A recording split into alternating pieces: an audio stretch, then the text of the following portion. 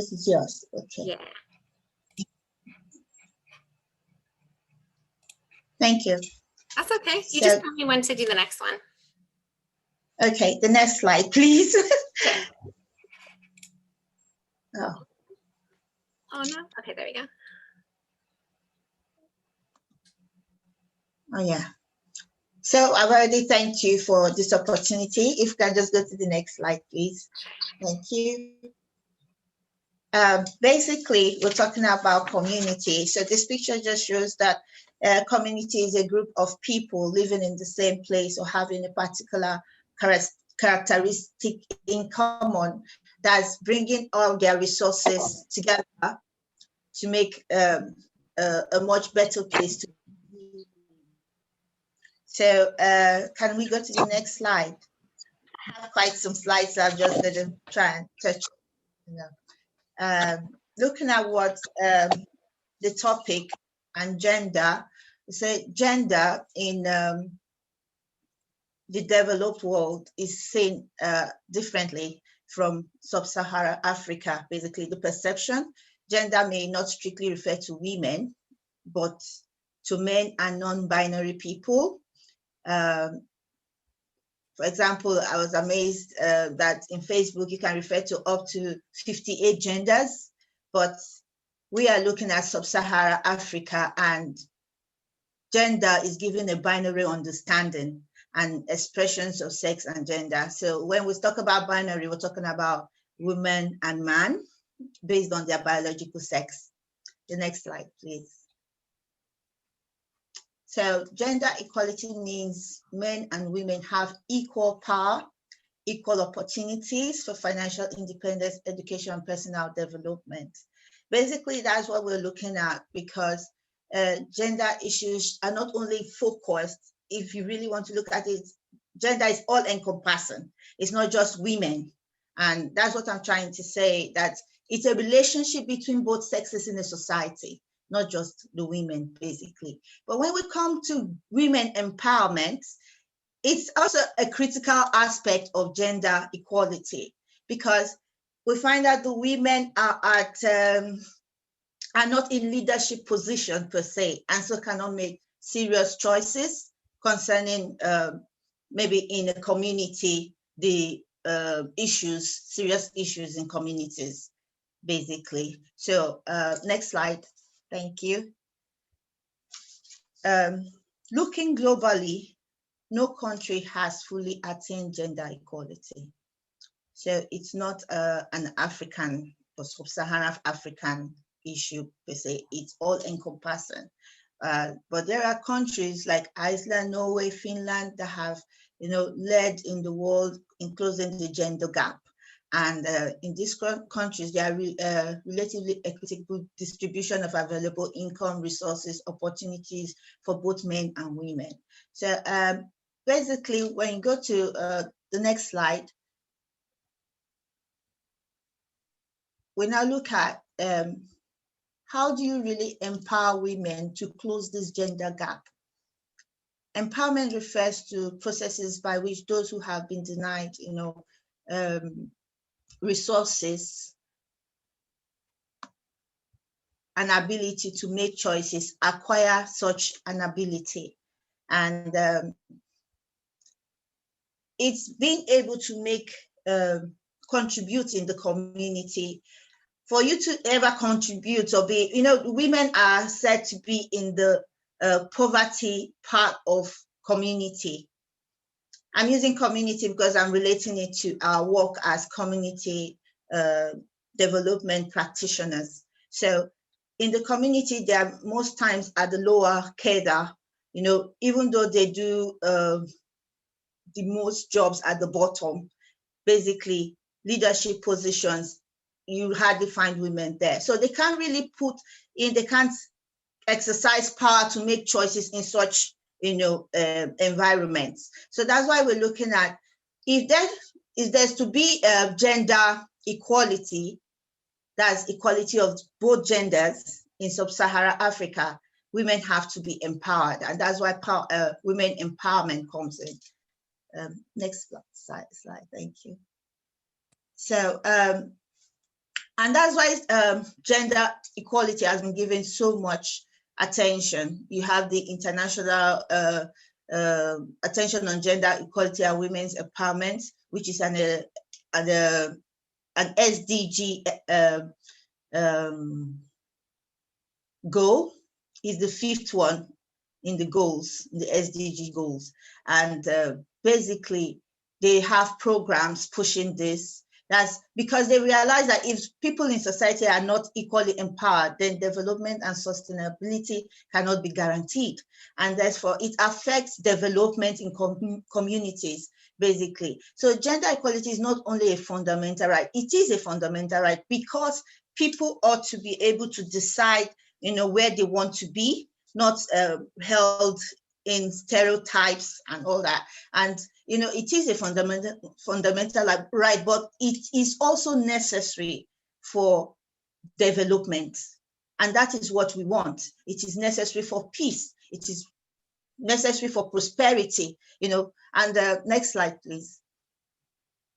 And that's why we have several frameworks in Africa. You have the Protocol to the African Charter on Human and People's Rights and Rights of Women. So basically, it's not that we're not doing anything in Africa.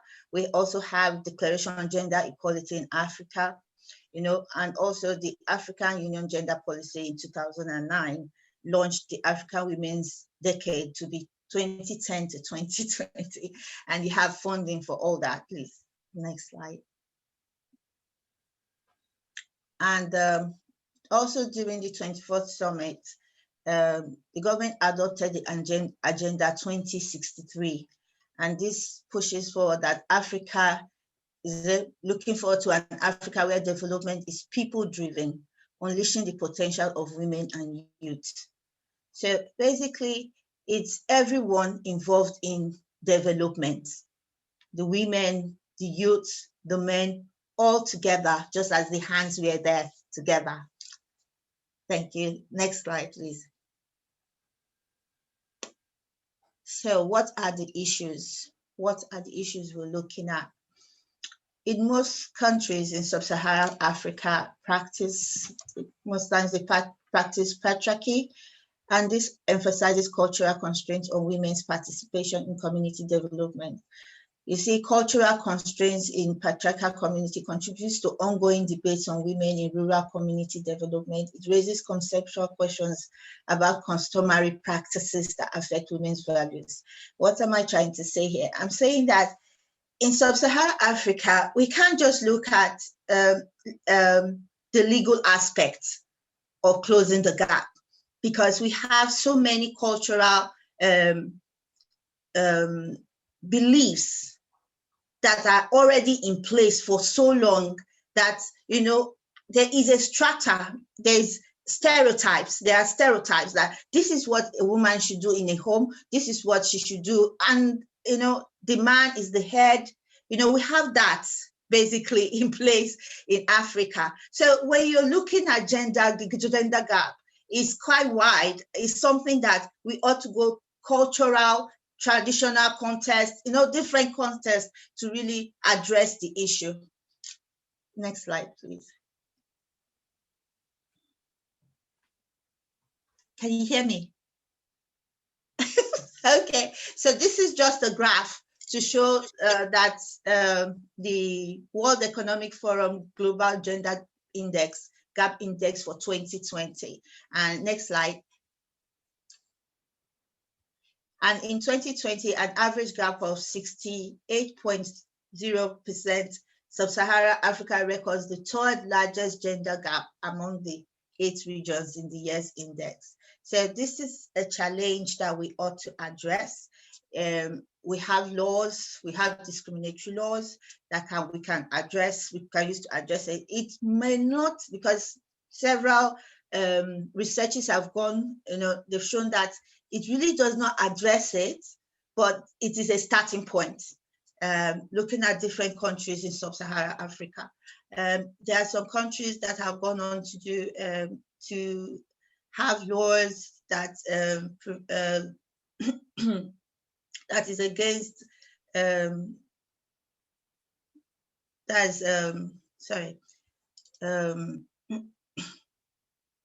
that is discriminatory to women, but not all. We still have a lot to do.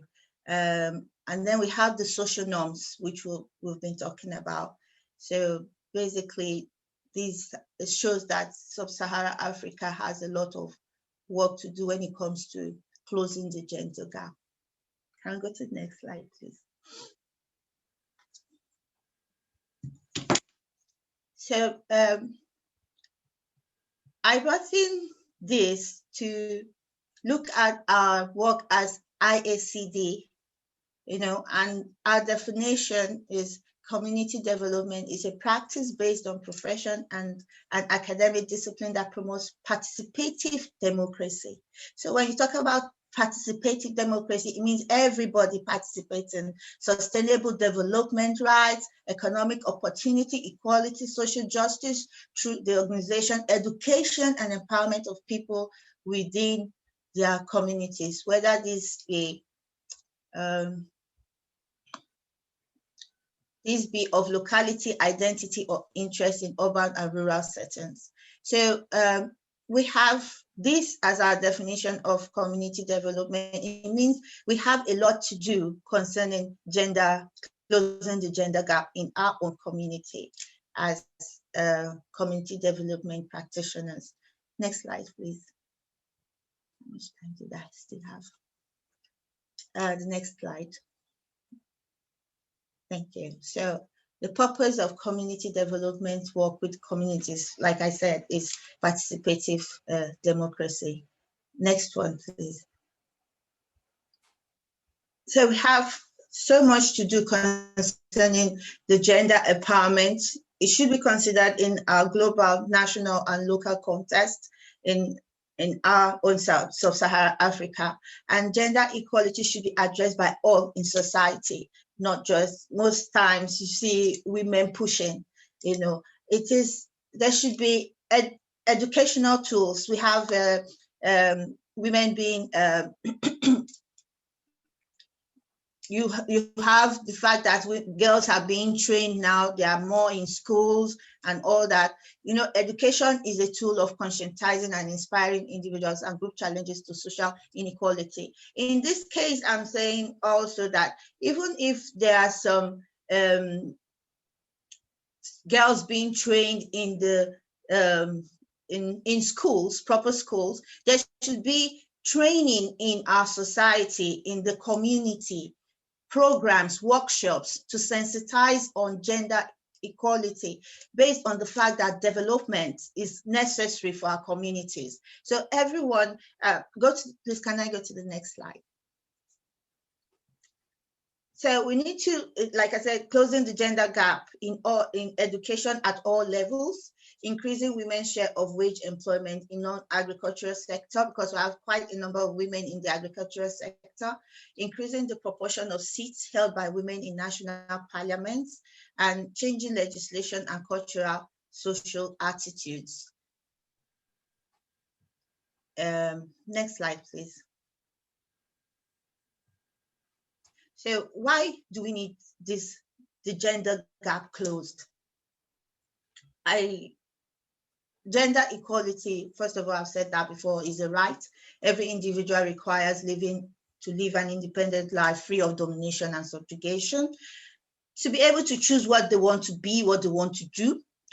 Gender shouldn't be an unreasonable determining factor that's curbing potential candidates from performing where they ought to, But we're looking at it, around 50% of the world population consists of women. And this is sure.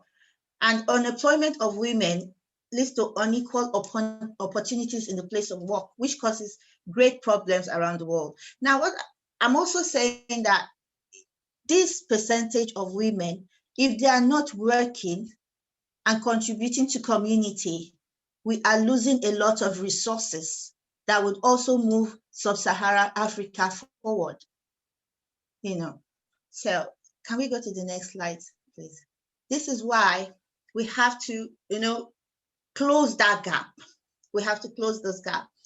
And also to meet up with international development goals, which we have, women empowerment as a critical aspect, because when you empower women and girls, it contributes to the health and productivity of their families, their communities, their countries, creating a ripple effect that affects everyone. So it basically moves us from a level of poverty, the high level of poverty, to a better level, of living in the community when girls are empowered. And that's why it's not really a girls or women thing. It's everybody getting involved in development of the community. So gender empowerment is also necessary. It's very necessary also to bring about peace and justice in society. The next one, please.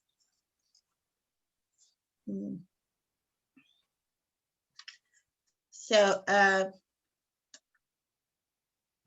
I'll just say this, that several studies indicate that gender equalities are extracting high economic costs, leading to social inequalities and environmental degradation around the world. So these are reasons why we should actually close the gap. So without inclusion, without including women in all areas of development, not just at home, not just as carers, not just as, but in leadership positions also, we cannot attain sustainable development. Next slide, please. So how do we go about this? The how, one of the main ways of addressing gender gap is education. So education is the key to empowerment.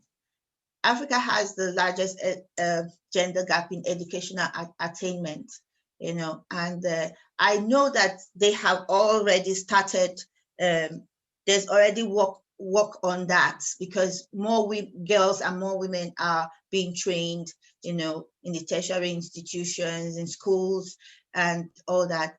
And they're giving access to some resources, but more have to be done.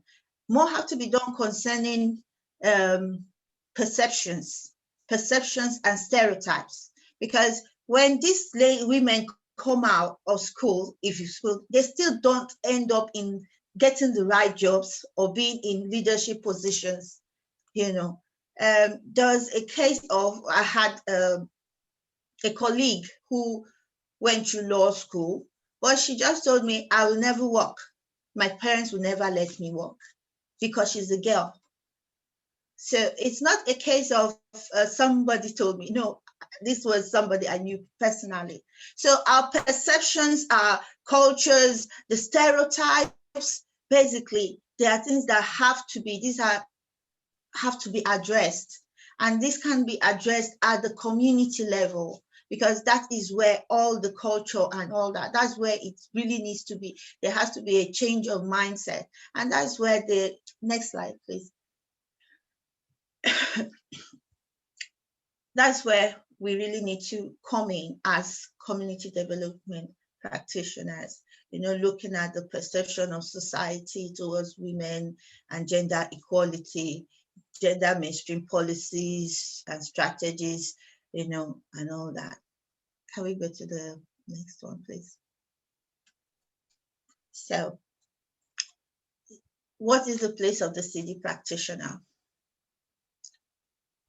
We as CD practitioners facilitate the learning of people in communities, and practitioners working with them, in support of their priorities to change and development. CD practice should recognize diversity, which, yes, is part of, promoting democracy and establishing supporting structures for ensuring effective community development practice. Next one, please. So looking at the way forward, I would say it is true. I'll just read this out. It is true that women are still disproportionately in poverty and are that's among the poor, they're overrepresented. There's rising inequalities, there's structural unemployment. We have both men and women more vulnerable over time, and men's feelings of disempowerment and destabilization, it should also be taken into account. What am I saying here? I'm saying that even though we're looking at empowering women, we should also look at sensitization workshops to introduce gender analysis, the reasons why there should be gender equality, making the men folk understand that this is for community development. This is for the development of everybody. This is to move our community forward. This is to move sub-Saharan Africa forward. So if we are going to look at a holistic way of education, not just empowering the women, but also empowering the men with sufficient information to move them forward. And sensitizing the social context, the complexities of women and men's lives linked to actions to promote gender equity and social change. So it is sensitization also, of both men and women. The next slide, please. Yeah, so basically this is what I'm looking at: engaging men in discussions of masculinities, even for the, suggested numerous multiracial feminists and critical race scholars. They focus on intersectional nature of privilege and inequalities. It will be important for programs, that are organized by community development practitioners to look into this, into sociological understanding of gender and inequality for everyone, taking it to the community, and opening their eyes to why this is for the good of all, basically. Can we go to the next slide, please?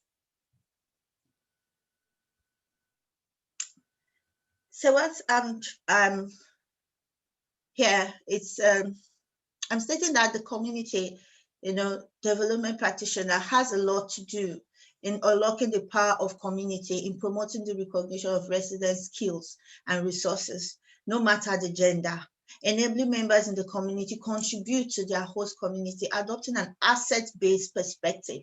This is all really basically going to be done through workshops and sensitization, making everybody know you have something to contribute to the community, whether you're male, whether you're female. You have to bring everything we have, it can be harnessed to build a community that is stronger. So organizing and promoting opportunity for the education of members of the community on gender empowerment and sensitization, on the ideology that communities are basically places where the capacities of local residents are identified, valued, used, and communities are less strong when skills and capacities and talents of some residents are, or members are, not mobilized.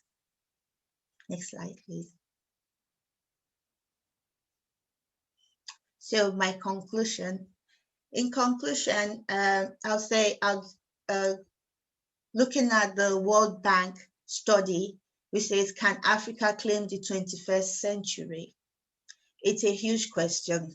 It made the argument that Africa has enormous unexploited potential. We looked at the fact that 50% are women, and these are not exploited. So Africa has hidden growth reserves in its people, but especially the potential of women, who provide more than half the region's labor, but lack. Oh, can you hear me? Can you hear me? Okay, thank you. Because it says my internet is unstable. So but lack equal access to education and factors of production. So the study concludes that gender equality can be a potent force for accelerated poverty reduction in Africa. Oh, this alone should actually make us look at it with a lot of seriousness, because if we want poverty reduction in Africa, then we should actually close the gender gap. So women's economic empowerment is central to the achievement of gender equality and the implementation of international commitments and international gender equality, which are the Sustainable Development Goals also. Then policy and legislation can be shaped in a way that is explicitly gender inclusive and beneficial to growth and before. But I also added something that the